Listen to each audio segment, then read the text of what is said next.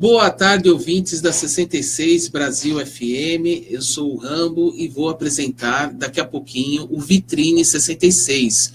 Hoje, com a presença do engenheiro Osni Teles Orselli. Vai falar com a gente aí. Eu peço para que vocês compartilhem a live para os seus amigos poderem participar também da nossa entrevista, uma entrevista bem interessante. Eu vou apresentar em mais ou menos 3 minutos, já vou entrar no aplicativo e vamos ficar ao vivo aqui com o engenheiro, o senhor Osni Teles Orselli. Vocês que estão aí na live, já podem compartilhar, dar um like aí, né? Para compartilhar a live, já entra lá na 66 Brasil FM. Vamos lá.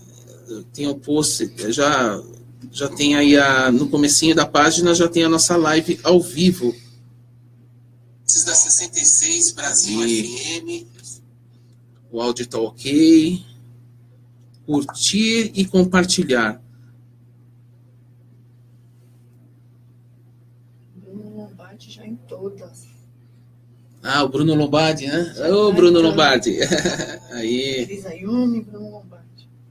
A minha já está compartilhada. A minha também. E a do senhor também está tudo aqui. Então, tá bom. Em 2 minutinhos a gente vai entrar ao vivo lá no app.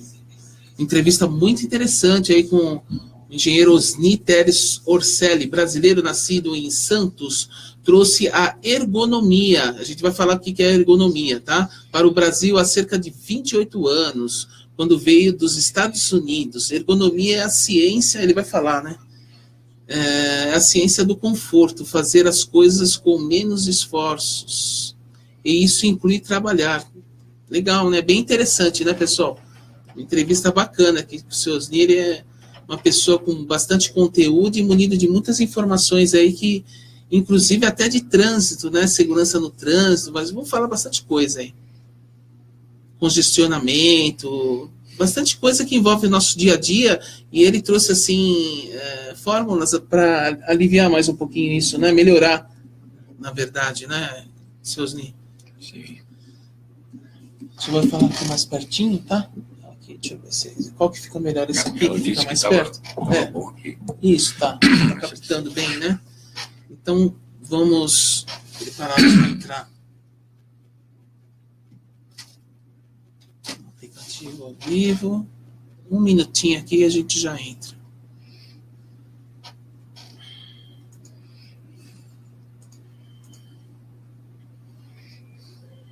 ...66 Brasil FM, falando para o mundo. Isso.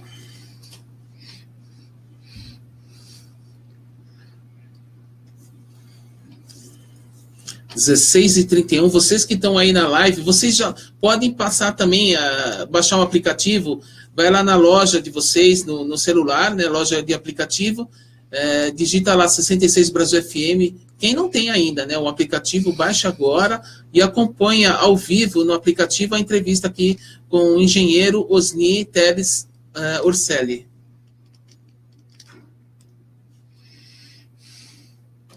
Provavelmente a gente vai seguir assim ao vivo no app durante toda a entrevista, tá? Tem uma duração de mais ou menos 50 minutos.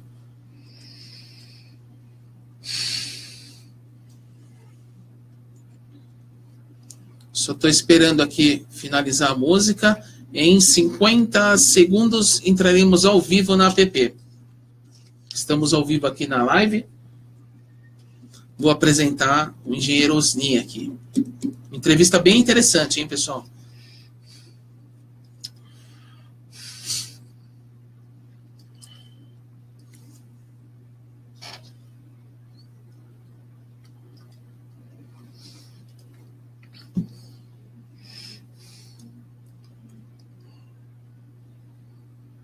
O fone é mono, né?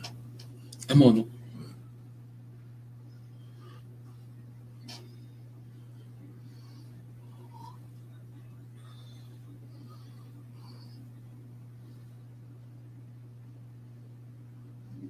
Boa tarde, 66 Brasil FM, 16 horas e 33 minutos. Estamos aqui ao vivo com o engenheiro Osni Teles Orselli, brasileiro nascido em Santos, trouxe a ergonomia para o Brasil há cerca de 28 anos, quando veio dos Estados Unidos. A gente vai falar aqui que a ergonomia, vai falar sobre o que é a ergonomia e vai falar assim com relação a trabalho, no trânsito, congestionamento, vamos falar de vários assuntos. Quero apresentar aqui a vocês o engenheiro Osni Teles Orselli. Boa tarde.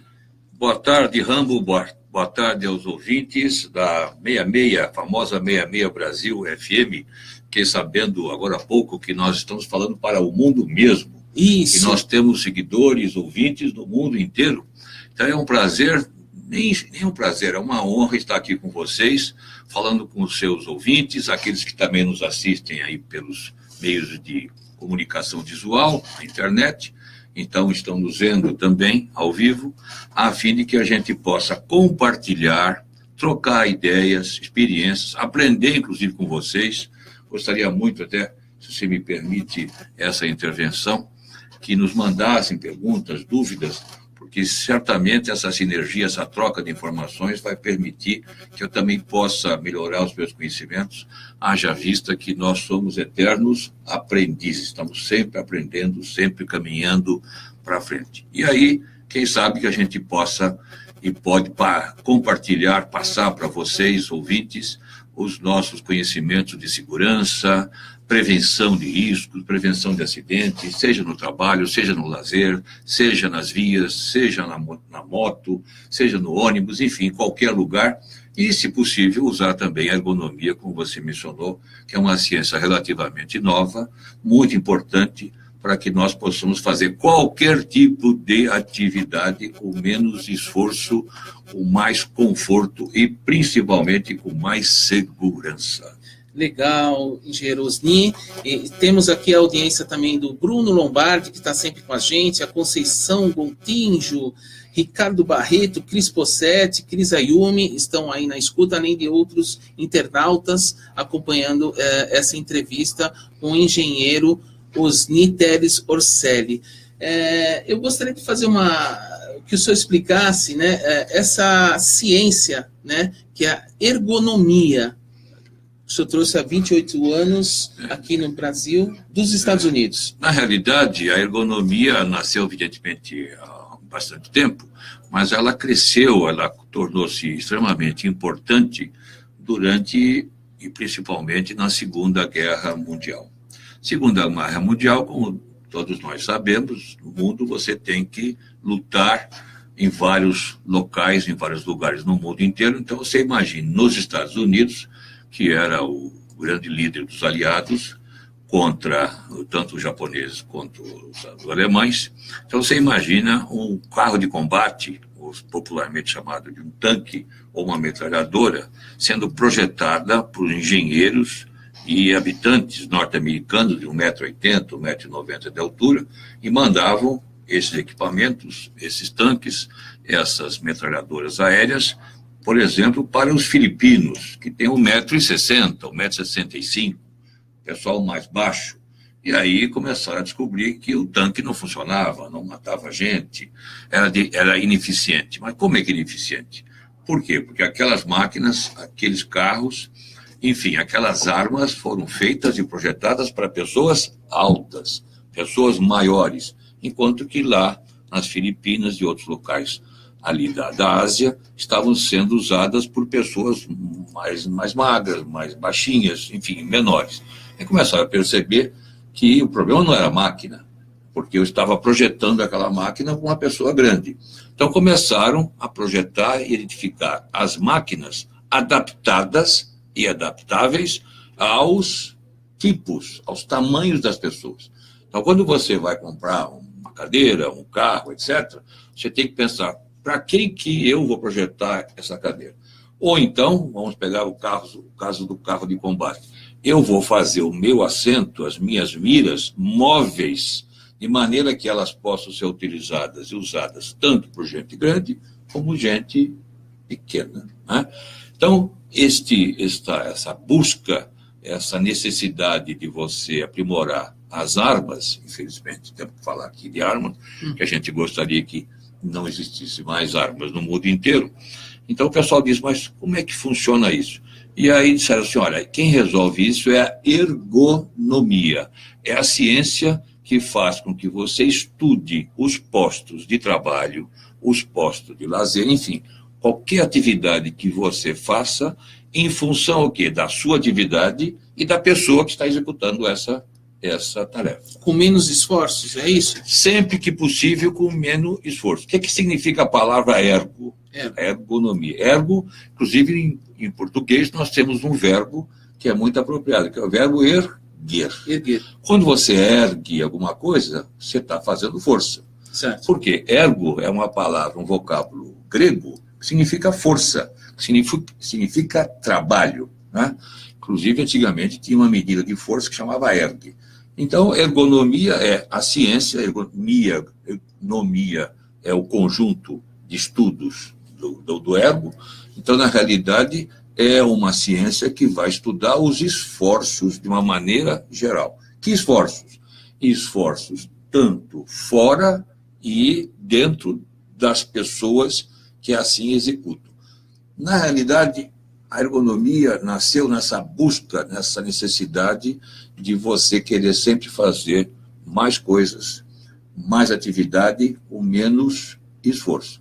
Por exemplo, nós estamos aqui e você está aqui diante de um computador. O computador é um produto ergonômico? Claro que é. Sim.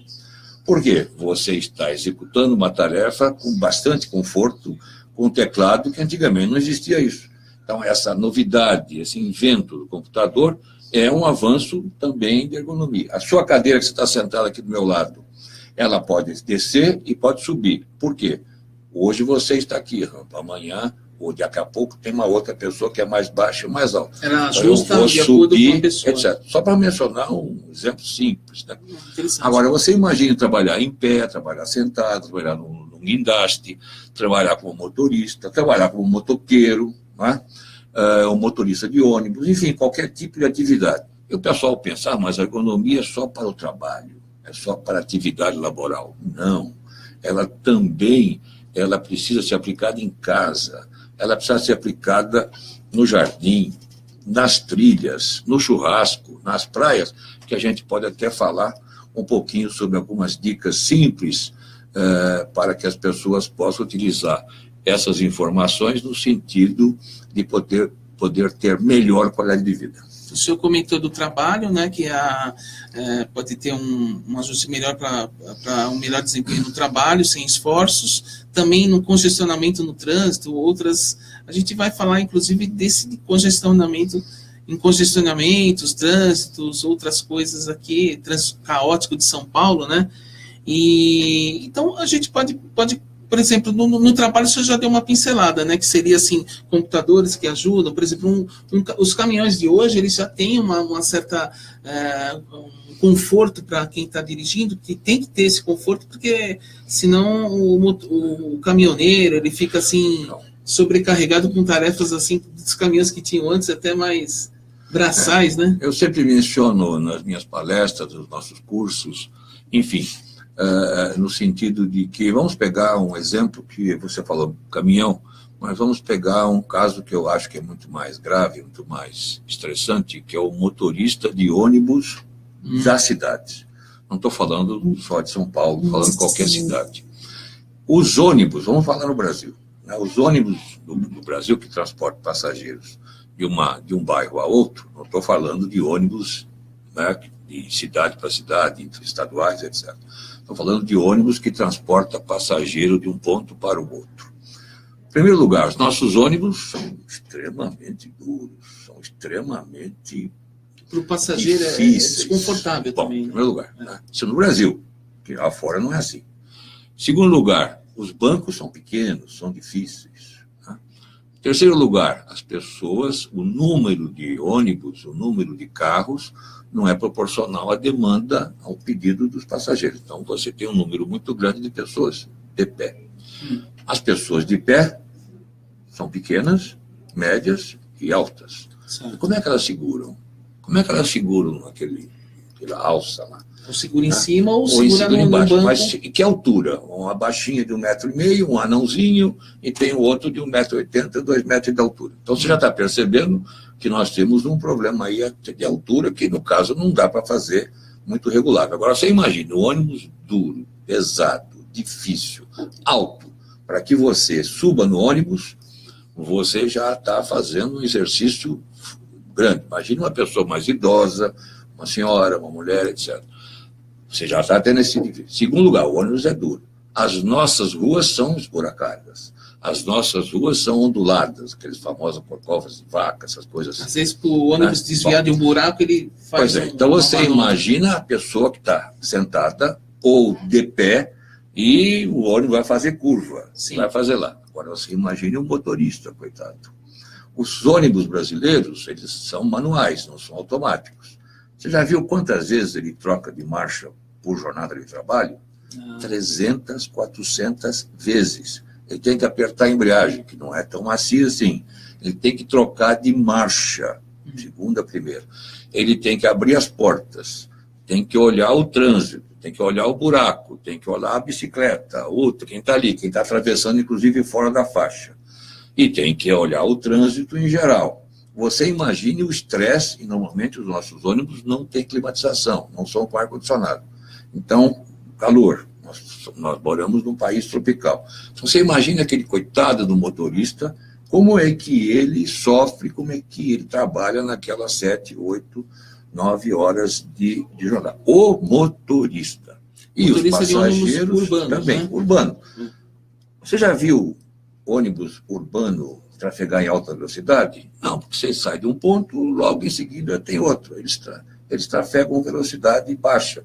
Aqui em São Paulo, por exemplo, a velocidade média dos ônibus de transporte de passageiro é da ordem de 15, 20 quilômetros por hora. Tá ainda, acho que 20 está muito bom. Até nos corredores? Até nos corredores. Média, velocidade média. Tá.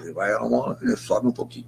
Então, você imagina que esses ônibus, eles não precisam ser necessariamente altos, eles podiam ser baixos, eles podiam ser mais confortáveis, eles poderiam ser automáticos, né? Para que tanto o passageiro como o motorista, que quando você, passageiro, está de pé, segurando difícil aquela alça, e ele troca a primeira, quando ele vai frear, você imagina o esforço nas mãos, na coluna vertebral, nas pernas, principalmente uma pessoa que seja mais sensível, uma pessoa idosa, até uma pessoa mais com alguma doença, com alguma patologia. Então, você fazendo esses ônibus automáticos, que hoje existem transmissões automáticas de altíssima qualidade e de performance. E outra coisa, uma caixa de câmbio hoje automática não é mais como antigamente, que custava 10, 15, 20, 50% mais caro. Hoje o preço é quase o mesmo. Ar-condicionado hoje são eficientíssimos. Não existe aquele negócio de ligar o ar e dobra o consumo do combustível. Fechou. Hoje são máquinas extremamente eficientes. Então você vai fazer com que aquele motorista, e principalmente os passageiros, sejam transportados como gente. Como deveria ser. Agora, você imagine uma pessoa que sai para trabalhar. Outro dia eu fui fazer uma palestra, uma CIPAT, não sei se você sabe o que é CIPAT, os ouvintes sabem, que é a semana de prevenção de acidentes, que é inclusive obrigatória pelo Ministério do Trabalho. Era uma empresa com 4.000 funcionários ali na rodovia Dutra. E nos contrataram para fazer uma palestra sobre ergonomia. E eu vi aquele bando de gente lá, ótimo, trabalhadores, e comecei a perguntar: quantos de vocês chegam até a fábrica aqui pegando 4 conduções? Eu perguntei 4, achando que ninguém ia levantar a mão. Alguns levantaram a mão. 3 era a maioria. Mas que hora que vocês acordam? 3 horas da manhã. Para chegar aqui, 6h30, 7. Onde é que eles moram? Quantas conduções eles pegam? Os ônibus, o próprio metrô, cheio de gente, com dificuldade. Agora, você imagina esse ônibus que eu acabei de mencionar, extremamente ruim. Como é que aqueles trabalhadores chegam na fábrica? Estressado, né? Eles já chegam com uma carga imensa de estresse, principalmente no seu sistema músculo-esquelético. Sim. Isto é, no seu sistema de força, de mão, de desempenho músculo, deles. desempenho. E lá ele vai trabalhar. Agora, imagine aquele trabalhador que vai trabalhar com as mãos, com as pernas, etc. Ele já chega à empresa, chega à fábrica, eu quando dou uma aula, eu coloco um copo, né? Então já chega com 2, 3 dedos de copo de risco de ter uma doença, uma tendinite, uma tenossinovite, alguma ite qualquer. E aí ele vai trabalhar, comparando com o trabalhador americano, europeu, em que ele tem um ônibus confortável, ele chega à empresa com muito mais conforto. Por isso que, inclusive, as empresas, as grandes empresas, principalmente as multinacionais, você pode ver, a primeira preocupação deles é eles mesmos terem a sua frota. Eles contratam transporte coletivo para passar, que é o famoso fretado, porque eles sabem que isso não é um privilégio, claro que é um conforto, mas eles sabem que o trabalhador chegando nas suas empresas, nas suas fábricas, com menos estresse, menos fadiga, eles vão poder produzir mais, melhor, errar menos. Quem ganha? Todo mundo ganha.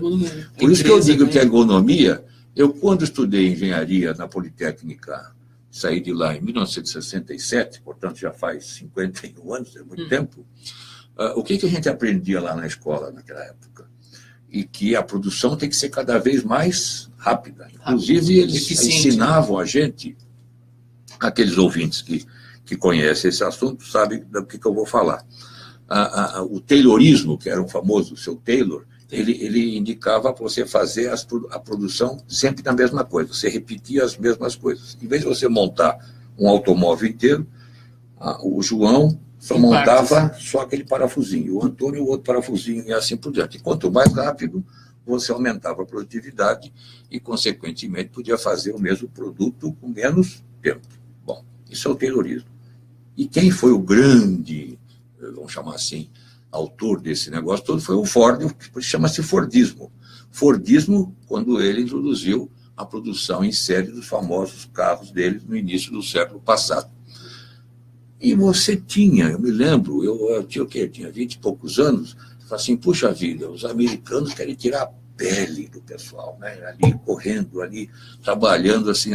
Quando eu fui morar nos Estados Unidos, trabalhar lá, e fui estudar ergonomia, eu vi a coisa completamente diferente. Eu via lá os americanos oferecendo ônibus confortáveis, estacionamentos confortáveis, nos escritórios confortáveis, as cadeiras confortáveis, lanchinho dali, cafezinho dali, restaurantes ótimos. Espaço zen também. E outra coisa, o pessoal não mais fazia repetição como fazia antigamente. Eu falei, mas escuta, que negócio é esse? Falei, olha, seus... Aqui o pessoal descobriu a ergonomia. E aí eu não sabia, eu não tinha estudado ergonomia. Eu sou engenheiro, mas não sabia, negócio novo relativamente. Foi lá que eu estudei. A ergonomia, ela dá dinheiro, ela dá lucro para as empresas. Por quê? Acabei de mencionar agora há pouco. As pessoas que chegam aqui na fábrica com menos cansaço, menos fadiga, menos estresse, elas vão produzir melhor. Produtividade melhor. Vai errar. Principalmente errar menos, estilo de time, todo mundo alegre, contente. Em vez de você ir para aquele sacrifício, não, você vai para o local alegre, porque você passa o maior tempo da tua vida num emprego, numa fábrica, numa atividade de empregado. E aí eles descobriram que isso aumenta os lucros das empresas. Agora você imagina que coisa fantástica. Você está fazendo o trabalhador ficar mais confortável, com mais conforto, menos doença, e a empresa ganha mais dinheiro. Agora você põe isso no Brasil. Tanto no desempenho quanto agora você põe no Brasil. Você aplica a economia no Brasil, quem vai economizar? O governo, porque você vai ter menos afastamento, menos doença do trabalho, quem paga é o INSS, quer dizer, quem está pagando somos nós. A empresa vai ganhar mais e o trabalhador vai ganhar mais. Então, daí que eu digo sempre, ergonomia não é um investimento, é um investimento que dá retorno, não é custo. Custo é para cortar. A ergonomia não foi feita para custar. A ergonomia foi feita para investir. E você calcula o retorno. Essas doenças, esses afastamentos, custam dinheiro para todo mundo. Seja para o governo, seja para a empresa. Daí para o coitado do trabalhador. Então, eu diria que a ergonomia, ela chegou para fazer com que o país, principalmente o nosso país, que é um país em crescimento, um país novo, um país do futuro, né? A gente ouve falar que é um país do futuro há tantos anos, mas certamente é do futuro, fazer com que esse país não seja mais país, e sim seja uma nação. Nação é aquele país sustentável, aquele país onde todo mundo trabalha, tem a sua atividade de maneira sustentável, com qualidade de vida. Legal, olha, tem aqui a ouvinte Helena Santos, está acompanhando a gente aí na live. Temos também a Cris Ayumi, tem o pessoal, o Bruno Lombardi. Vocês podem estar fazendo perguntas, participar, assim, ser mais participativo, perguntando aqui, aproveitando a presença ilustre do engenheiro Osni Teles Orselli. Ele tem aí, ele está falando da ciência, que é a ergonomia, que isso para as empresas é muito interessante. A gente estava falando aqui um pouquinho antes da entrevista sobre trânsito, né? Vamos dar o exemplo aqui de São Paulo. São Paulo, não vamos falar Rio de Janeiro, as grandes capitais, mas vamos falar de São Paulo, que é caótico o trânsito, né? E comparando com trânsitos assim de outras cidades, de outros países aqui, pode ser da América do Sul, mas pode ser lá dos Estados Unidos, Europa. Eu gostaria que o senhor comentasse um pouquinho mais o que a gente poderia fazer para melhorar o trânsito, dar mais conforto para o pessoal que pega o seu carro e vai para o trabalho e quer chegar assim, não com tantas horas de trânsito e estresse, mas chegar bem. O que isso pode ser feito e melhorado? Então, Rambo, você mencionou que eu, além de ser engenheiro mecânico, etc., eu sou engenheiro de segurança.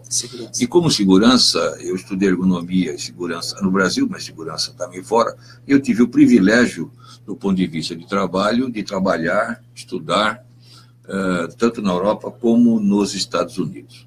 E aqueles que viajam, mesmo que seja para Disney ou fazer um pequeno passeio aí fora, eu sugiro que prestem atenção nos pequenos detalhes, prestem atenção nas calçadas, prestem atenção no asfalto, nos pontos de ônibus, nos acessos, nas sinalizações, porque vocês vão sentir uma diferença muito grande. E com o passar do tempo, eu que sou membro de várias associações, eu, por exemplo, sou membro do Conselho de Segurança norte-americano, que é um conselho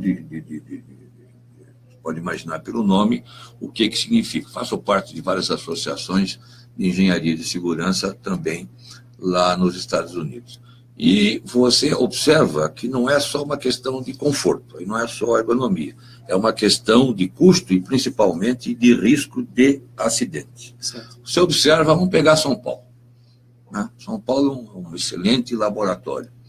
O que nós temos de deficiência de placas de sinalização de trânsito viário. As placas foram feitas para pessoas que não conhecem as suas vias, concorda-se? Que as pessoas que conhecem, vai para a esquerda, direita, bairro de lá, não precisa de placa. Tudo bem. Então você imagina você sem placas ou com placas deficientes, pequeninas, você tem que diminuir a velocidade, tem que parar para olhar à direita. Você vai olhar à esquerda, a placa está à direita, tem um caminhão aqui à sua direita, então ele encobriu a placa. Você imagina o que faz com que você mude de faixa errada, vá para a esquerda e vir para a direita, de uma maneira que você possa, com antecedência, se você tiver uma sinalização visual eficiente, inteligente, você previamente está vendo. Então, quando você está nos Estados Unidos, você vê lá, sei eu, que 1.000 metros você tem que entrar à direita, 500, 300 metros, você já está sabendo, você vai clicar para a sua mão direita ou para a sua mão esquerda, sem riscos, porque você, na hora H que você está lá em cima, você vai virar à direita, você vai sinalizar errado, você vai diminuir a velocidade. Então, nós estamos falando agora de não só da velocidade do trânsito em si, mas nós estamos falando de riscos de acidentes. Aqui no Brasil nós temos um número muito grande de motos. E as nossas vias não foram feitas para fazer com que os carros ou caminhonetes, etc., convivam junto com as motos. Você pode ver que tem moto à esquerda, moto à direita, uma loucura. Né? E, além disso, as nossas vias, nossas faixas são extremamente estreitas. Então, um carro, a faixa do lado esquerdo e direito, está muito próximo do outro. Ainda entre as duas tem que passar aquela moto. Então, nós temos um número muito grande de motos. Você imagina o risco de acidentes, né, para os motoqueiros, para aqueles que apreciam, trabalham com a moto, ou até por lazer, conviver com esse trânsito caótico. Por quê? Falta de sinalização, falta de planejamento, as vias tinham que ser mais largas, sem contar os buracos e sem contar as ondulações, né? Então, daí que eu digo sempre, se você investir, e cá entre nós, investir em sinalização é barato, é um negócio barato. Você já percebeu quando você estaciona o seu carro, a sua moto, diante de um sinal, ou se nós estamos falando para os gaúchos, uma sinaleira, ou farol, ou semáforo, né? No Rio de Janeiro é sinal, aqui é até fala até de farol. Né? No Rio de Janeiro, você falar farol, o pessoal fala que você vai atracar o seu navio. Eu morei algum tempo no Rio e me divertia muito. E você veja, o próprio sinal, com aqueles luzes vermelha, amarela e verde, eles estão mal localizados. Eles estão super mal localizados, a iluminação é pequena. Às vezes você tem um display, uma propaganda, e as luzes vermelhas, verdes, amarelas, elas confundem com sinais. Realmente. As luzinhas, agora estão trocando para algumas LEDs, mas assim mesmo ainda algumas são muito fraquinhas. O tempo que você... Outra coisa, você tem um sinal à esquerda, mas você está à direita, aqui tem um caminhão à sua esquerda, você não vê. Dificilmente você vai encontrar isso nos Estados Unidos e na Europa, onde você vai ter sinais em quantidade suficiente, em localização suficiente, de maneira que você possa, tanto como você vai parar, quando depois que abrir o diabo do verde, você possa caminhar e prosseguir a sua viagem. Sem contar que alguns sinais estão exatamente em cima da sua cabeça, não estão não lá na frente. Com isso, você tem que botar, às vezes, a cabeça para fora, para você poder ver lá o sinalzinho. Na Europa, por exemplo, nos Estados Unidos, você tem uns mini sinais pequenininhos que eles colocam nos postes na parte baixa, que é para quem são os primeiros. De LED? LED, não importa, isso é detalhe. Para que aqueles que estão na primeira fila, eles possam visualizar a troca de sinalização de vermelho para verde com muito mais facilidade, com muito mais conforto, aí também tem ergonomia, e principalmente mais ágeis, né? Certo. Você faz com que aquele trânsito possa fluir de uma maneira mais rápida. Tá, são 17 horas em ponto. Estou aqui entrevistando o engenheiro Osni Teres Orselli, que ele está falando sobre ergonomia, que é a ciência que vem aí para facilitar, né, e dar conforto no transporte, seja em vários segmentos, no trânsito, no trabalho. E eu queria falar, o senhor falou da importância da sinalização, que é para auxiliar o trânsito e evitar acidentes, evitar transtornos, congestionamento, tudo. A gente fala que os motoristas têm que ter essa conscientização, porque assim, eu sempre pego a Rádio Leste, quando vim aqui para a rádio, tudo, e a gente vê muito motorista trocando de faixa sem sinalizar.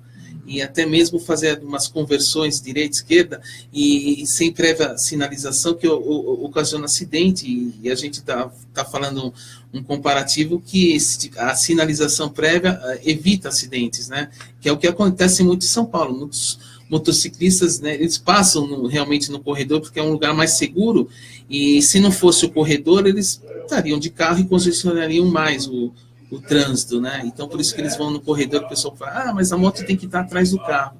Se um motociclista está com a moto e tem que ficar atrás do carro, ele poderia estar, em vez de moto, estar de carro, que teria um conforto maior, né? E no corredor tem esse negócio de, por exemplo, um carro, de repente, vai mudar de faixa, que é o que muito acontece, né? Não sinaliza. A faixa da esquerda está indo mais rápido, então, rapidamente o cara passa para a pista esquerda, não sinalizando, aí vem um motociclista que não viu a intenção dele de mudar de pista e ocasiona um acidente, né? Então, a gente está fazendo um comparativo assim, mas tem tudo a ver no que o senhor está falando, né? Sinalização preventiva para evitar acidentes, né? Eu mencionei agora há pouco que as nossas vias, as vias, imagina uma via de 2, 3 pistas, né? Elas são muito estreitas, elas não foram feitas para compartilhar o automóvel com a moto. Então, a primeira coisa é aumentar a largura dessas faixas. Segunda coisa é a sinalização. Terceira coisa é conscientizar os motoristas que eles precisam sinalizar, né? Antigamente, a sinalização era feita com o braço, ainda hoje é obrigado a você colocar o braço para fora, etc. Sim. Mas hoje os carros são mais modernos, mais equipados, e né? são mais equipados, e a sinalização para a esquerda e para a direita hoje estão muito bem sinalizadas, com uma intensidade e forma. Você mencionou também a sinalização, o próprio sinal que nós estávamos falando agora. Outro dia eu estava vendo no YouTube, na televisão, o automóvel cruza um cruzamento, que atravessa um cruzamento e com o sinal fechado e dá um acidente. Muitas vezes a pessoa não está vendo direito aquele sinal, aquele semáforo. Sim. Por quê? Porque você está com a visualização ruim. Você tem que fazer um anteparo. Você já viu que alguns têm? Você coloca o sinal e em torno dele uma placa preta, que é justamente para dar tirar contra a luz, pode ser do sol. Exatamente, para você evitar ter o contraste necessário. E aquela luz bem intensa, né, vermelha, etc., de maneira que você, à distância, seja à direita, seja à esquerda, você vê. Nos Estados Unidos você vê muito isso. Você tem uma via, você tem 4, 5, 6 sinais, né? Você está vendo aquilo vermelho já com uma distância adequada para que você possa, com a sua, aumenta a sua atenção, a fim de que diminua os riscos de acidente. Agora há pouco você falou nós estávamos falando do motorista de ônibus aqui das cidades, mas você pega os caminhões, os caminhoneiros, é a mesma coisa. Você imagina as nossas estradas rodoviárias, elas são deficientes, são horríveis, né? Com falta de acostamento, com falta de sinalização, de novo, né? São Paulo, me perdoem aqui os nossos vizinhos, né? Acabei de dizer há pouco tempo que eu sou filho ou sou neto de sergipano nordestino, mas você em São Paulo você tem as melhores estradas do Brasil, mas é uma exceção. A maioria das nossas estradas, elas são muito ruins, né? De sinalização, de vias, de escape, de vias de acesso, né? Aonde o acidente... Outro dia fui fazer uma palestra em Colatina. Você sabe o que é Colatina? O pessoal que está aí no estúdio aí fora, o Carlão, o Mário, tudo, é só diminuir um pouco o volume isso que está vazando aqui. Tá? O senhor falou do Colatina? Então, eu fui participar de um evento de medicina e saúde do trabalho, de segurança do trabalho, em Colatina. Tá. E o pessoal da prefeitura, aliás, uma cidade muito simpática, que agora sofreu a questão de 2 anos com aquele terrível acidente drástico da natureza, da contaminação pelo vazamento de resíduos né? de dióxido de ferro. Sim. Lá no famoso rio que passa, né, cruza lá no Rio Doce, que pega a foz justamente está em Colatina. Mas, enfim, Colatina é uma cidade muito gostosa, muito boa, tem muitos amigos lá, criei muitos amigos, apesar que fiquei só 2, 3 dias.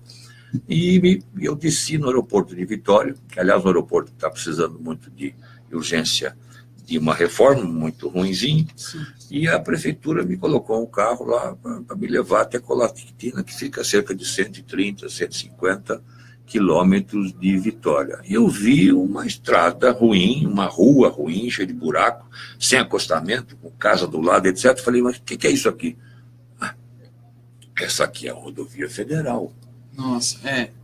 Agora, é a rodovia que está ligando com o Nordeste, a Bahia.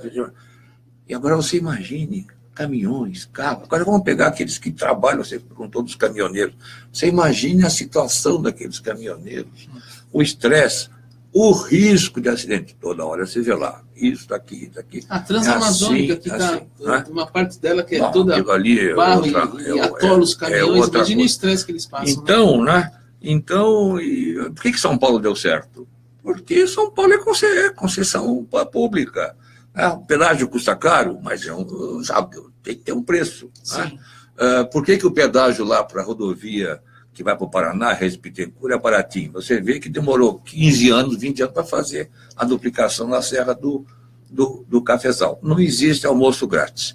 Se você quer alguma coisa, você tem que pagar, e, evidentemente, o papel do governo é fiscalizar se aquele preço está justo ou não. Na Flórida, lá, o pessoal que vai para Disney, tudo, tem hospedagem que paga lá, né? Em qualquer lugar. Mas é um tapete ali, né? Mas vamos pegar em Europa. Europa, todas as estradas são pedagiadas. Em Londres, a cidade de Londres, o município, a cidade que corresponde, vamos saber o tamanho, não é o mesmo tamanho, mas é uma cidade muito, muito grande como São Paulo. Você lá tem o pedágio inteligente. Quer dizer, como é que é o pedágio inteligente? Você, em algumas vias, são câmeras inteligentes na cidade, e você, os automóveis, você registra a sua placa na internet para pagar um pedágio. Se trafega naquela rua assim, existe um acréscimo de preço automaticamente, sem cancela, sem bilhete, sem qualquer coisa. É a própria câmera que pega a sua placa e ela vai te cobrar lá um custo X ou Y. Já está vindo isso para o Brasil? Porque aqui tem o sem parar. Pois é, mas o sem parar aqui é um sem parar burro. Você que me disse que agora há pouco esteve na Flórida, etc., os pedágios hoje não precisam mais da cabine. As câmeras inteligentes, você simplesmente cadastra a sua placa. Mas eu lembro quando era moedinha, que você jogava lá jogava moedinha. E você não precisa disso. Aquilo passa, você não diminui a velocidade, não diminui nada. Hoje, as nossas estradas de pedágio, você pode ver que mesmo com sem parar, é um reduto de alto risco, porque os caminhões e outros passam em alta velocidade e, às vezes, um motorista ele é parado pelaquela cancela, que inclusive cancela, que não cancela quebra, nada, que quebra toda hora, que é um absurdo, e você para o carro e um caminhão, alguém que vem atrás, menos avisado, porque está com alta velocidade, e bate em você e é uma tragédia. Isso tudo é dispensável, né? E outra coisa, não precisa inventar ou reinventar a roda. É só copiar. Chegar lá, alguém vai lá, tirar foto, vou fazer igualzinho aqui, e ponto final. Eu conversei com um empresário outro dia, que eu me permita não mencionar o nome, mas se você quiser depois até menciono, ele explora alguns restaurantes, algumas cantinas à beira da estrada. E eu fui visitar esse restaurante, essas cantinas, essas lanchonetes da beira da estrada, com posto de gasolina, etc. E eu fiquei encantado com aquilo ali. Eu falei, meu amigo, quem é o dono disso aqui? Sou eu, assim, assado. Amigo, isso aqui eu estou me sentindo nos Estados Unidos. Tem aquela sinalização à noite? Não, mas dentro, tudo arrumado, decoração, o pé direito, a praça de alimentação, tudo. Eu falei, estou me sentindo nos Estados Unidos. O projetista é americano, o arquiteto é americano. Ele disse assim, não, eu simplesmente fui nos Estados Unidos, tirei foto, cheguei aqui e falei, eu quero igual. E os nossos engenheiros, os nossos arquitetos, os nossos empreiteiros fizeram aquela coisa igualzinha. Não precisa nem fazer isso, só chegar lá e copiar. É a mesma coisa com as nossas estradas, com os nossos pedágios.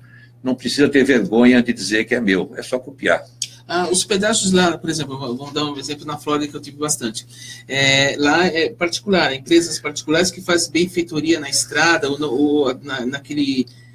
vamos dizer assim, naquele trecho da rodovia, tem umas interestaduais, tem outras que são rodovias que ligam uma cidade a outra, então elas fazem a benfeitoria naquele ponto, Nos Estados Unidos há dois sistemas, você tem um sistema público e tem um sistema privado. E o privado, você paga o pedágio, é uma empresa como outra qualquer que explora aquilo ali. O que eu acho que o modelo... E por que nos Estados Unidos tem que ser público também? Eu acabei de mencionar a você que eu sou membro do Conselho de Segurança norte-americano. Aí é uma questão de segurança nacional.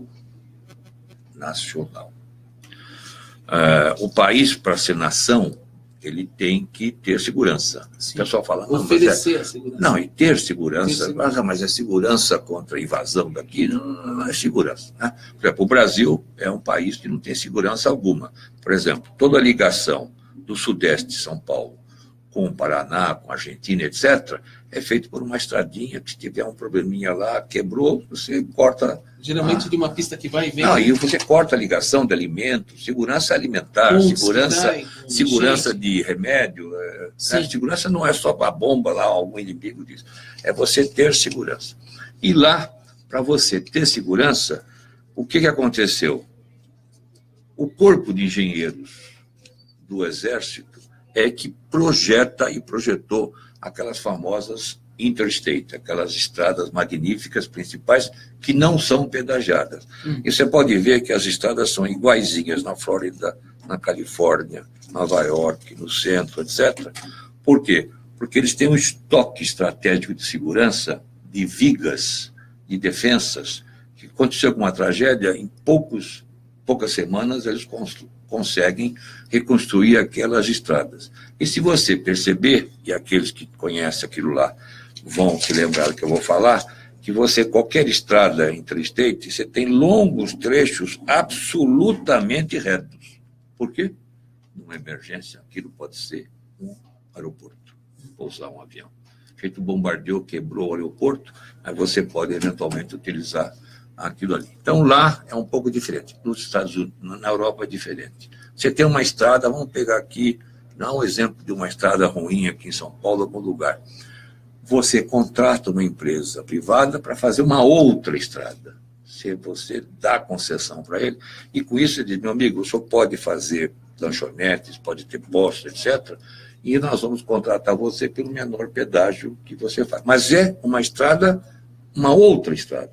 Se a pessoa quer usar aquela estrada pequenininha lá, pequenininha, sem pedágio, ela vai. E se ela quiser uma estrada mais segura, mais e com mais conforto, né? Ela vai pagar também, né? Ela vai pagar o seu respectivo pedágio. Eu, quando estudei na França, em 1968, 69, eu me lembro que estavam fazendo a primeira autoestrada entre Paris e a cidade de Marselha. Eu fiquei encantado com aquilo ali. Falei, mas quem está fazendo isso? A iniciativa privada, né? E tudo. Não, o cara faz tudo. O governo traça a estrada, inclusive do ponto de vista estratégico, ele diz como é que tem que ser feito, meio assim, ambiente, assado, meio ambiente, todo esse negócio. E aí você lança a concorrência para que as empresas vão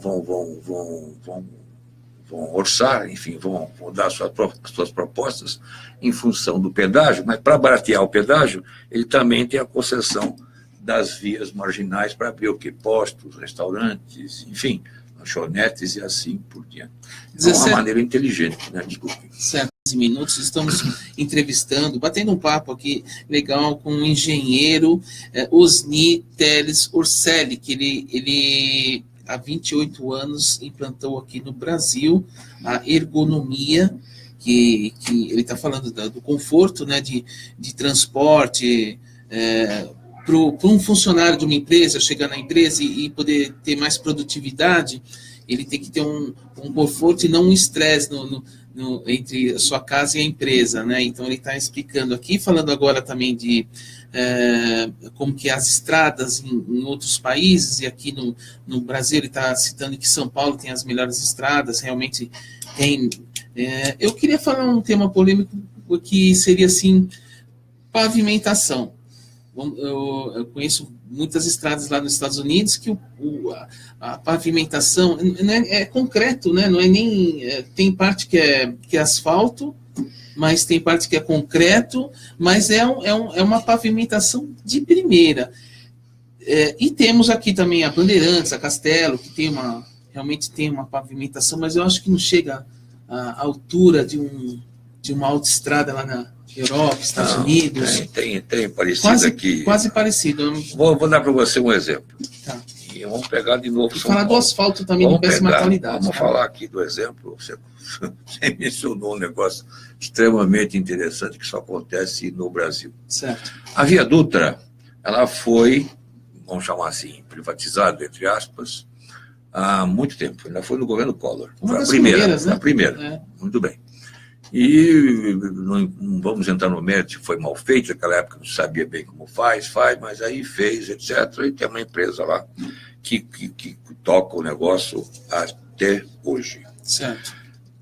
Se o asfalto da Dutra é ruim, um governo vai dizer, meu filho, você tem que consertar esse asfalto, porque você está pagando, tem uma concessão, você né? tem uma concessão, você está pagando pedágio, você está cobrando pedágio para ter um mínimo de segurança e assim por diante. Sim. Muito bem. Se você pegar o trecho inicial, entre São Paulo, Guarulhos, ali na Fernão Dias, até o pedágio, vamos chamar assim, você pode ver que eles não duplicaram, eles aumentaram 2, 3, 5, 10, 15 vias, né? E eles mesmos fizeram essas estradas. E aquele trecho, ele é de concreto. Ah, tá. Muito bem. Há quanto tempo está lá já? Tem uns 5 anos, 6, 7 anos. Não tem um buraquinho. Nada de reparo. Olha só. Porque pesa no bolso dele. Porque se ele fizesse uma porcaria, ele teria que consertar toda hora. Sim. Então ele fez um negócio definitivo, tá? Ele fez a conta e disse, vou fazer um negócio bem feito. Não é só a parte de cima, é principalmente a parte de baixo. Você não consegue colocar um concreto ou um asfalto só numa espessura pequena. O que é importante é lá embaixo. É você fazer toda a parte, compactação, colocar brita, toda uma engenharia. Para não ceder, para não formar... Nós temos aqui cursos de engenharia, de estradas, etc., excelentes. Todo mundo sabe fazer isso. Não é coisa nova, né? É só querer fazer. E outra coisa, as nossas empreiteiras, sejam elas envolvidas ou não na Lava Jato, elas também fazem estradas lá fora. Elas fazem estrada na Europa, fazem estrada nos Estados Unidos. E por que lá faz certo? E aqui não faz. A gente vê, por exemplo, a Carvalho Pinto, que é uma rodovia que foi feita já há bastante anos, né? Como a Trabalhadores, que agora é Ayrton Senna, e a gente vê a pavimentação, que são poucos reparos são feitos, mas é um asfalto de primeira qualidade. Vamos dizer assim, né? Não vamos até exagerar a primeira qualidade, mas quase de primeira qualidade. Que não dá reparos e não provoca custos também para a concessionária. Né? A regra básica é o seguinte, se você tem pouco tráfego, você não precisa gastar dinheiro com concreto. Mas se você tem muito tráfego, você precisa colocar o concreto. Inclusive, melhor, né? Você mencionou a Flórida, Estados Unidos, você pode ver lá, tem tanto carro que andam naquelas estradas concretadas, que a borracha do pneu começa a passar um pouco para o asfalto, para o concreto. Asfalto para o concreto, desculpa. Aí você vê de vez em quando aquelas máquinas gigantescas lixando o concreto para tirar aquela camadinha superficial. Para dar aderência também, né? E segurança. De coisa. E se você andar na Califórnia, principalmente, não só na Califórnia, Nova York, etc., você vai encontrar nas pistas, nas estradas de concreto, você vai ver microsulcos, você já viu? Sim. Sulcos, que você usa muito em pistas de aeroportos. Certo. Que é para evitar a aquaplanagem. Quando você chove muito de uma maneira pontual, você cria uma camada de água e, dependendo da velocidade do automóvel e do seu peso, você aquaplana, isto é, a roda começa a ficar em cima e você perde o controle. E se você coloca aquelas ranhuras fazem com que a água escoe mais rapidamente. Escoa. E você só pode fazer aquilo em concreto. São fresas de diamante que você fresa aquilo ali e elas fazem isso aí. Isso você vê muito na região, nos Estados Unidos principalmente, mas também na Europa, para que haja maior segurança nas estradas. Tudo isso todo mundo conhece, a engenharia é fácil, é só fazer, é só ter vontade política e vergonha na cara, meu caro Rambo. Aliás, aqui eu tenho muito orgulho de falar isso, porque aqui no Brasil tem muitos engenheiros que são reconhecidos no mundo todo, né?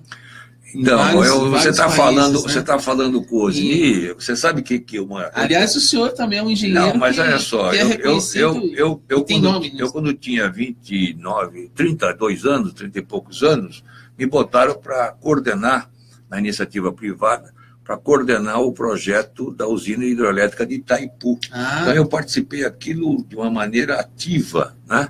E está lá, não tem trinca, funciona, está lá, produzindo energia a todo direito, e foi feita pela maioria com engenheiros como eu, brasileiros, que projetaram aquilo, e o tamanho daquilo ali. Outro dia estava vendo na televisão, a cabo, uma visita à usina Itaipu, me lembrei dos meus, até quanto tempo faz isso, 30 e poucos anos, aonde eu pisei naquele chão quando ainda era rio sem qualquer tipo de obra inicial. Tudo foi feito por nós, Tucuruí, usina disso, e assim vai, e assim, por exemplo, a Ponte Rio-Niterói, você está lá... Rio-Niterói, né? ela tem até uma...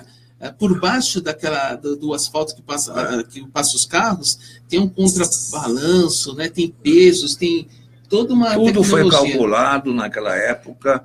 Quando a gente não sabia, a gente ia pegar engenheiro de fora, consultoria de fora, mas era comandada exclusivamente tem uma via que passa debaixo dela, né? Brasileiros. Na Ponte de Niterói, não, é só por cima. Não, tem uma via interna que tinha, mas é via de serviço. De serviço, né? Isso.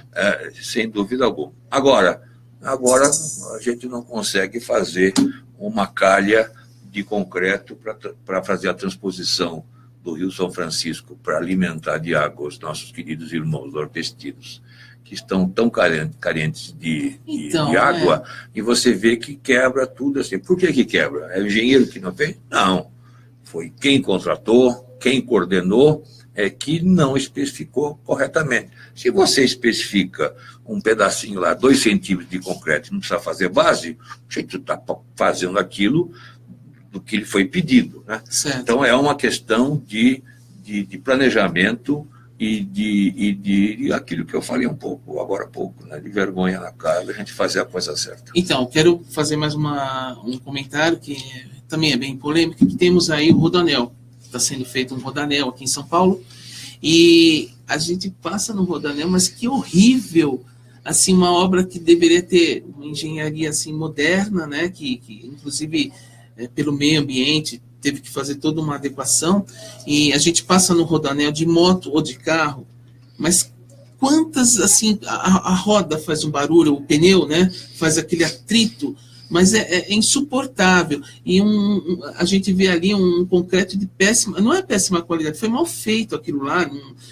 Eu acredito que seja também desvio de dinheiro, porque assim, uma obra ela tem um custo para ser feita, e quando faz uma licitação para uma empresa tal, aquela ganância, né, aquele desvio de dinheiro, então quer dizer, sobra para a empreiteira fazer, e ela tem que fazer com um custo muito baixo para poder não ter prejuízo, né, na verdade. O primeiro trecho do Rodoanel, eu lembro bem, ele foi feito, inclusive, já com concreto, né? Sim. Eu lembro que foi feito, eu lembro que não conheço o detalhe técnico, não participei disso, não tenho a menor ideia de como é que foi feito, mas eu via que aquele concreto foi realizado de acordo com o mais moderno ideia, né? Agora, como é que aquilo foi feito? Qual foi o tipo de concreto? Péssimo.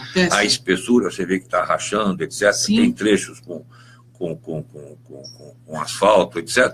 E aí é uma questão de dinheiro, se tem dinheiro, se não tem. Mas isso de uma maneira geral, não é só o Rodoanel. Qualquer tipo de estrada, qualquer empreendimento. A Imigrantes, por exemplo. A Imigrantes foi feita numa época que você passa no asfalto lá, num asfalto gostoso de se andar ali, um tapete, né?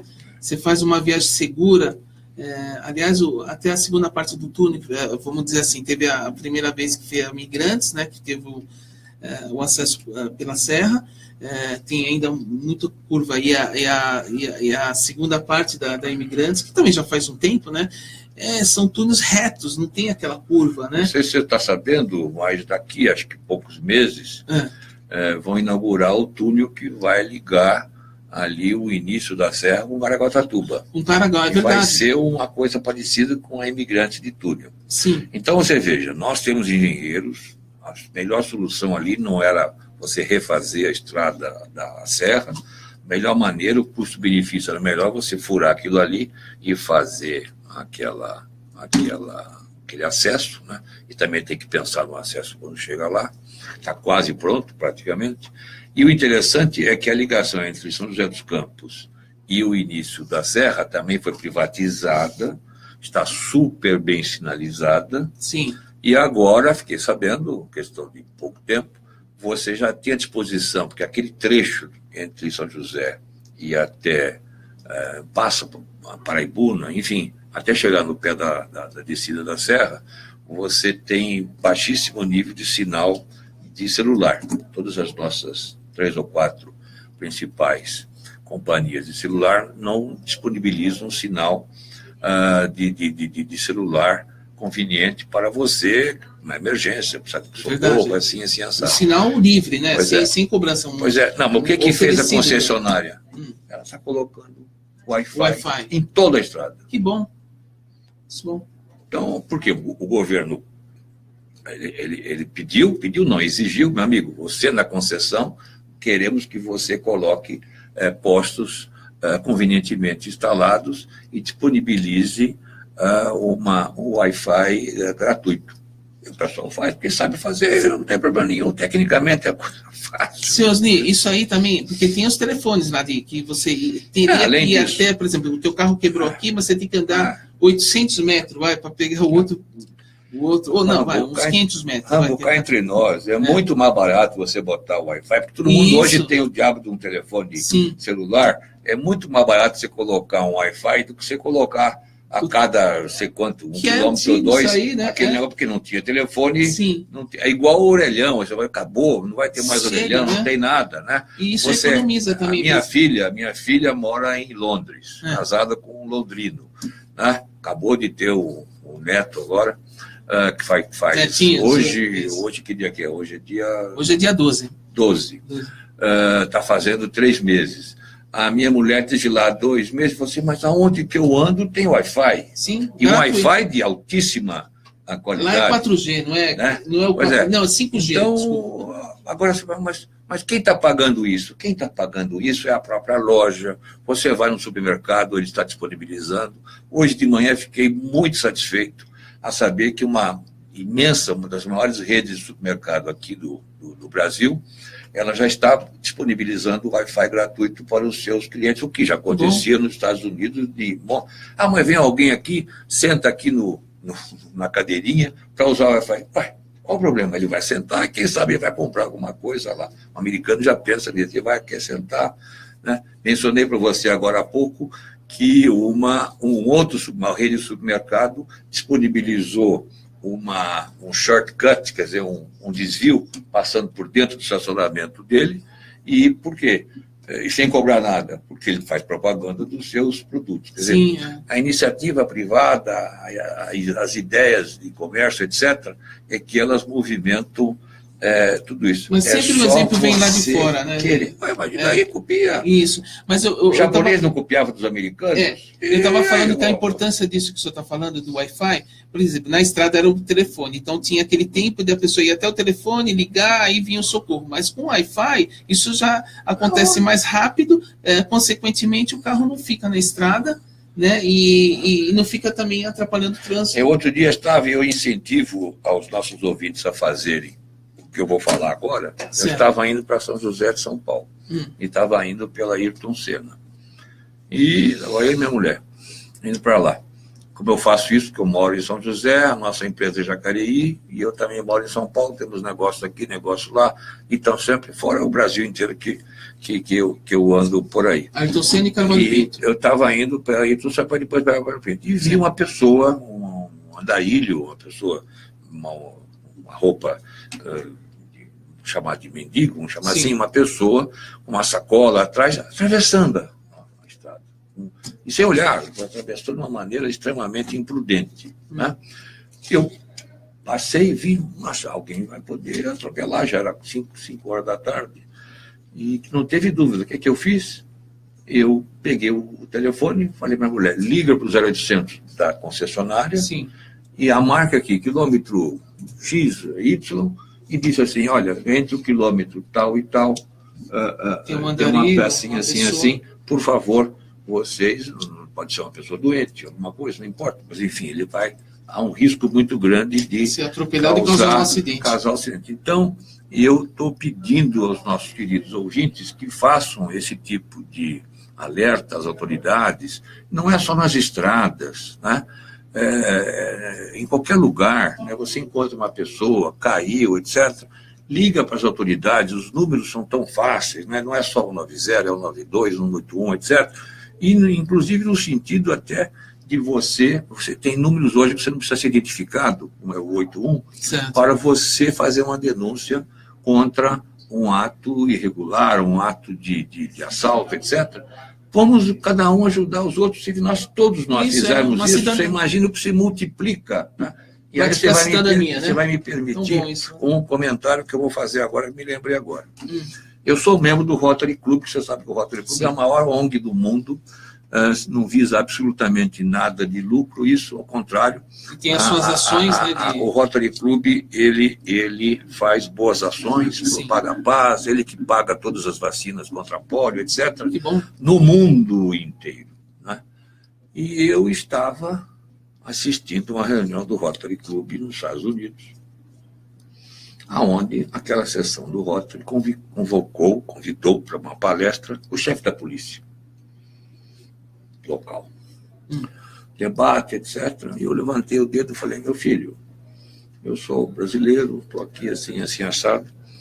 Como é que vocês fazem para que essas ruas, esses canteiros de residências, bairros, etc., estão arrumadinhos, com petúnias, com flores, e não há depredação, não há vandalismo?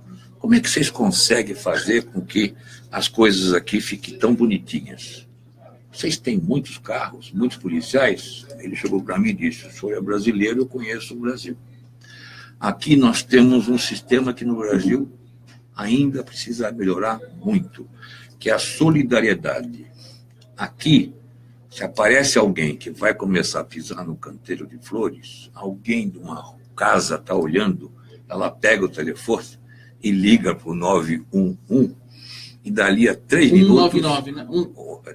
91, né? Que é o 190, 190, que é aqui no Brasil, e dali a 3 minutos vai baixar um policial, carro, uma viatura. Policial lá. Nós não temos essas viaturas, nós não temos esses policiais, mas nós temos verdadeiros parceiros, voluntários, a velhinha, aquele que está na varanda, que está olhando, ele imediatamente vê uma irregularidade, mesmo que ele não tenha certeza da irregularidade, ele liga para a polícia e o repórter passa a mensagem para que a autoridade competente possa ir ali. Então, ele multiplica os olhos dos policiais através dos cidadãos, né? Isso é cidadania, a gente precisa exercer a cidadania. Então, eu fico aqui, não vou dizer nem um convite, mas o apelo que a gente faz aqui para todos os ouvintes, para que exerçam a sua cidadania, no sentido de comunicar a irregularidade, não é só a parte de vandalismo, eu acho que o pessoal já mas o buraco está aumentando, principalmente com a internet está aumentando, que eu acho que isso nós vamos caminhar para uma nação logo, logo. Agora são 17 horas e 35 minutos, estou falando aqui com o engenheiro Osni Teles Orselli, um bate-papo muito legal.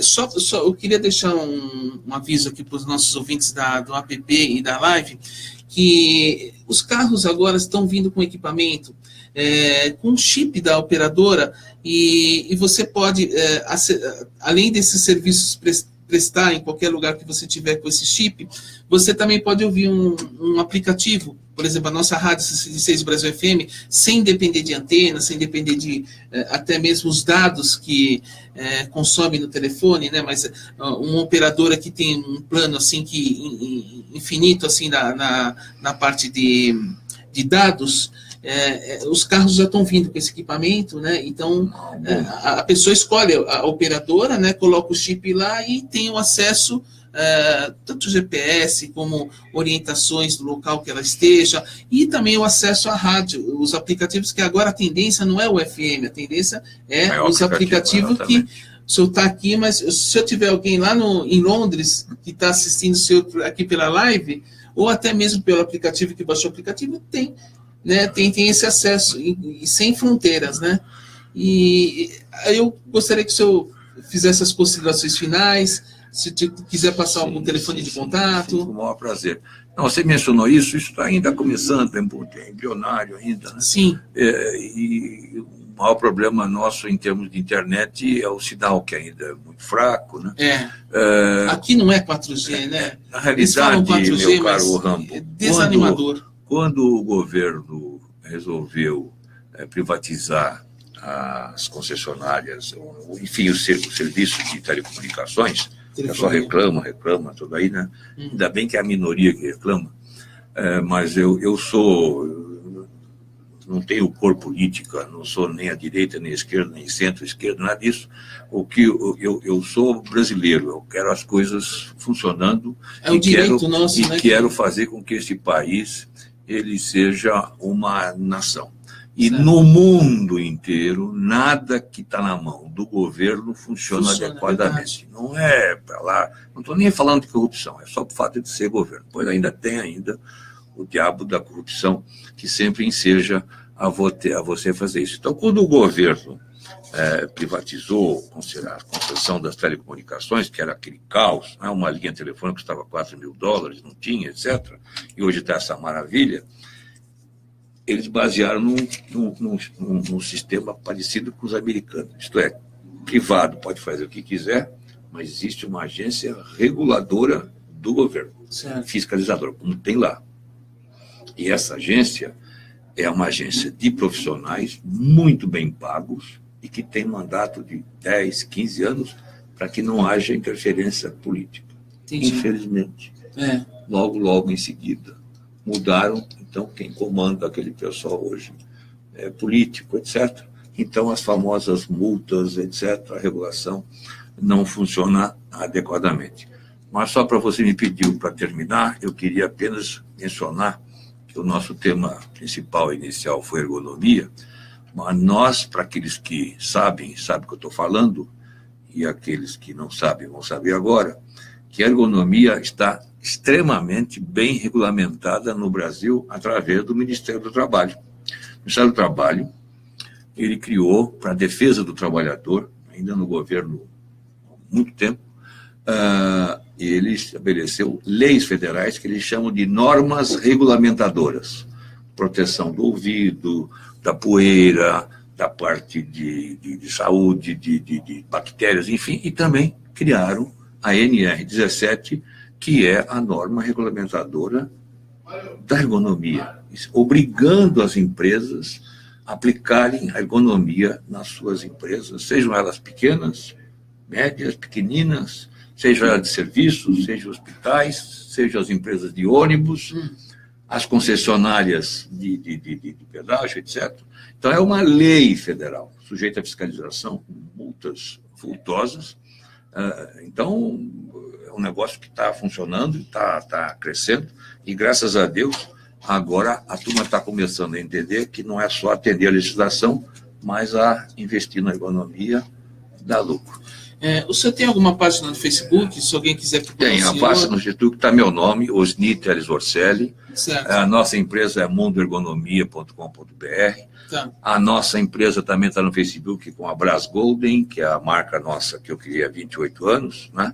E lá vocês encontram, inclusive, tanto os nossos sites, que é a brasgolden.com.br, a mundoergonomia.com.br. O Facebook tem tanto o meu nome, Osni, como também tem a página da empresa da Mundo Ergonomia. Enfim, e se vocês clicarem no Google, o meu nome, Osni Teles Orselli, ou Ergonomia, vão lá me vendo até fazendo a ginástica do gato, que nós vamos terminar o programa, se você me permitir, com a ginástica do gato para aqueles que estão nos assistindo. Você tem aqui uma água, você pega a garrafinha de água diante do seu posto de trabalho, seja ele qual for, você coloca uma silhueta e o nome de gato. Toda vez que você for tomar um golinho de água, e aqueles que estão me vendo aqui estão vendo pela internet, vou tomar uma aguinha, eu olhei para a garrafa e vi o nome gato. O que é que eu faço? Eu me lembro do bichano, do miau. O que é que o gato faz toda vez que ele acorda, e assim que ele começa qualquer atividade? Ele dá uma espreguiçada. Dá a espreguiçada, ele se alonga, ele estica, abre a boca, etc. Se levanta.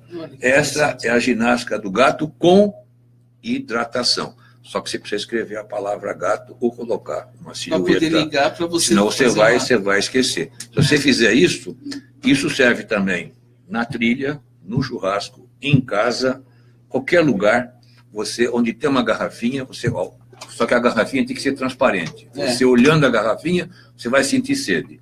Com isso você se hidrata, Tomar água é um negócio né? extremamente e faz um alongamento. É a Legal. famosa ginástica do gato, que também está na internet com esse título de ginástica do gato. Um abraço a todos. Olha, nós vamos se obrigado, despedir Sérgio. ainda da live, mas primeiro eu vou se despedir aqui do aplicativo. Eu agradeço a audiência de vocês. Estivemos aqui num bate-papo com o engenheiro Osni Teles Orselli, que falou sobre a ciência da ergonomia, que ele trouxe há 28 anos dos Estados Unidos e colocou em prática aqui no Brasil, para ajudar as empresas, né?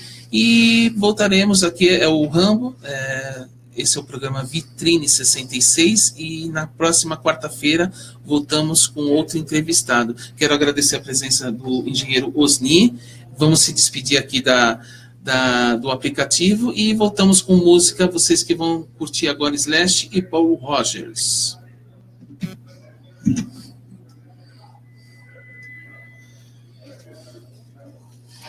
Pessoal que está aí na live, tivemos esse bate-papo legal com o engenheiro Osni Teles Orselli, uma pessoa de muito conteúdo, passou para a gente, assim, pouco tempo, né, para a gente falar tantas coisas, né, Osni, mas foi muito legal, essa conversa foi bastante, assim, esclarecedora, e confesso que o senhor teria que vir mais vezes aqui para poder passar para os nossos ouvintes e internautas, assim, mais sobre ergonomia, né, sobre a ciência, né, ergonomia, e outras coisas voltadas assim para a nossa realidade aqui de São Paulo, trânsito, transporte, empresas, funcionários que tem todo esse roteiro para ir para a empresa e para voltar para a sua residência, né?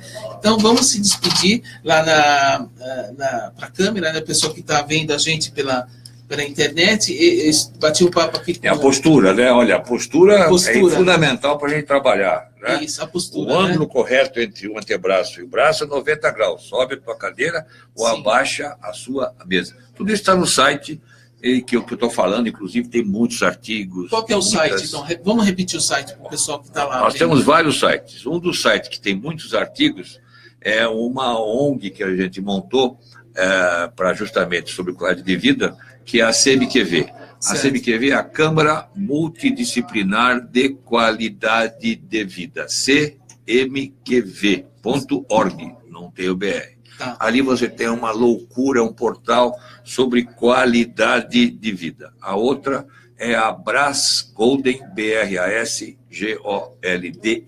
de Golden, de Dourado, brasgolden.com.br. E o Facebook? O Facebook está também com a Mundo Ergonomia, que é o outro nome nosso, e também o meu nome, Osni Teles Orselli. E se quem clicar no Google Osni Teles Orselli Ergonomia, vai ter acesso tanto à Mundo Ergonomia como a Brasgold, que são os dois sites, ou até a cmqv.org, sem maiores problemas. 17h45. Esse é o Vitrine 66, aqui na 66 Brasil FM. Eu sou o Rambo e acabamos de entrevistar o engenheiro Osni Teles Orselli. Obrigado a todos pela audiência e até mais.